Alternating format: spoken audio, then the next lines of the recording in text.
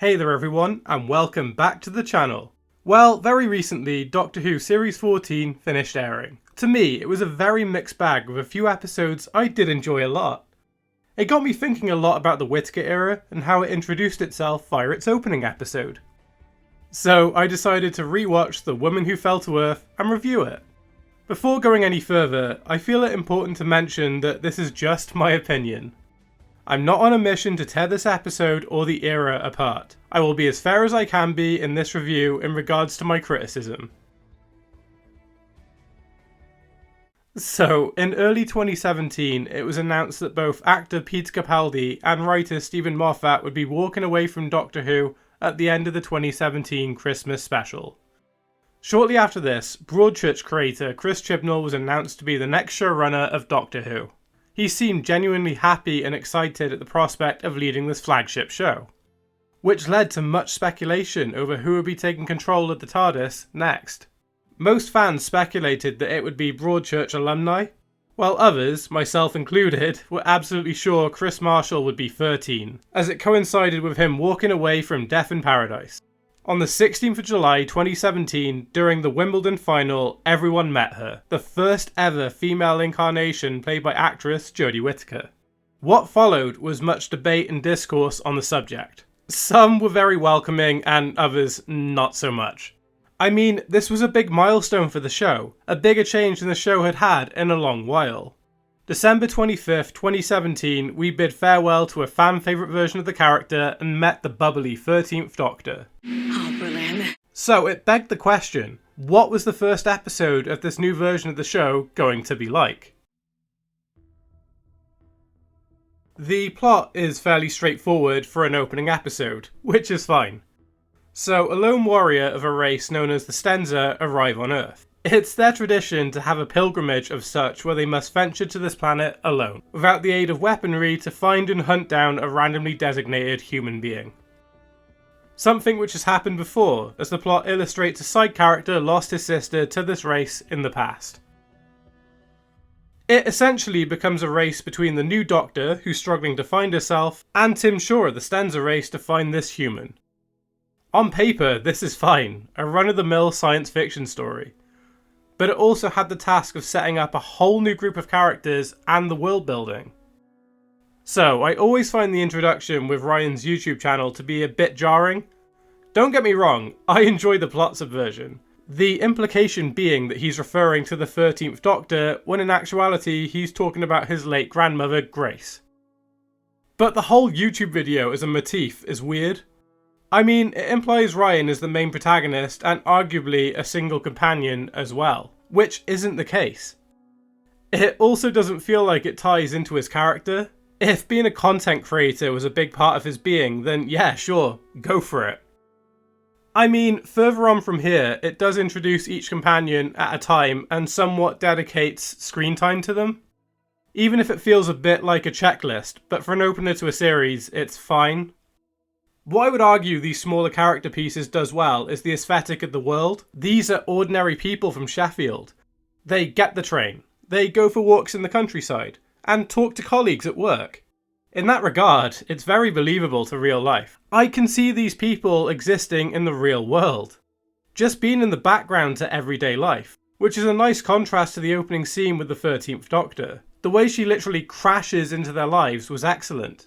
It's so full of energy, something I think the episode was missing up until this point. Her first act as the new incarnation is taking on a threat head-on. Despite how dumb I think the mass of electrical wiring was, it was an engaging first scene with a Doctor. And arguably my favourite opening scene from any incarnation, to be fair. But this leads to arguably the biggest flaw of this whole episode, and that's Carl. Don't get me wrong, I love the idea of someone feeling overwhelmed by the Doctor and the dangerous lifestyle and not wanting to be a companion. I don't want answers. I just want to get to work and forget all about this. Him literally saying no and walking away was such a fun plot, and fair enough as well. This life isn't for everyone. The issue here is Carl beyond this point. He's the one that the Stenza warrior is hunting. Right, as of this moment, there's 4 companions with the Doctor. Characters that need to be established via personality and emotional resonance. One of them needed to be hunted by the Stenza. I think Grace should have been the candidate. We know she isn't carrying on beyond this point, so having her be hunted makes for the tighter plot.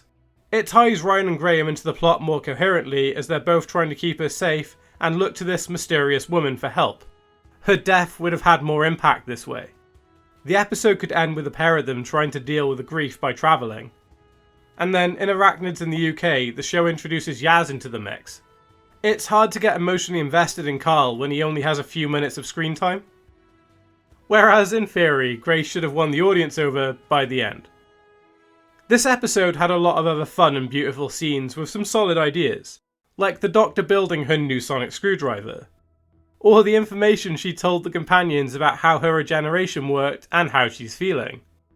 All fun stuff, but ultimately feels like it's padding the plot. The final confrontation in the construction site is a mixed bag for me. I love how dynamic the Doctor is here on top of the crane rushing after Carl, but a lot of it is let down by Tim Shaw, who just is not threatening. Like, you can exposition dump about how threatening this race is all you want, but the goofy design will always let them down in the end. I mean, they set up the DNA bombs and used them as a defense, so there's that, but I just don't think the DNA bombs were a good plot tool, so it didn't add a lot in my view.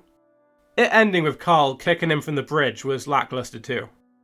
Overall, the plot is fine for a first episode. It just needed to be tighter and really focus on the hunt aspect, in my opinion. So, I wanted to talk about the characters a bit too. I guess I'll start with the 13th Doctor.